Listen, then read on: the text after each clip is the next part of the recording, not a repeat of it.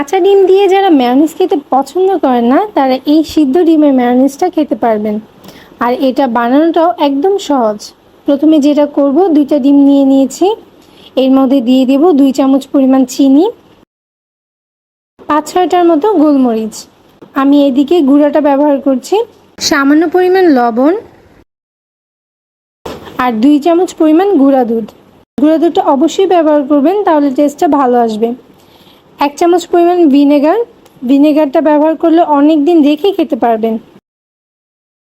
3 চামচ পরিমাণ দিয়ে দিচ্ছি লেবুর রস। রসুন 1 কলি ব্যবহার করছি। আর দিচ্ছি 3 চামচ পরিমাণ তেল। আরও 3 চামচের মতো তেল পরবর্তীতে ব্যবহার করেছি। মোট 6 চামচ তেল দিয়েছি। এখন ব্লেন্ড করে নিব ভালো করে। অনেকটা হয়ে গেছে, এখন আরও কিছুক্ষণ ব্লেন্ড করে নিব। তৈরি হয়ে গেল সিদ্ধ ডিমের মেয়োনিজ। টেস্ট কিন্তু খুবই ভালো হয়েছে এই মেয়োনিজের। আপনারাও ট্রাই করতে পারেন, আশা করছি আপনাদেরও ভালো লাগবে।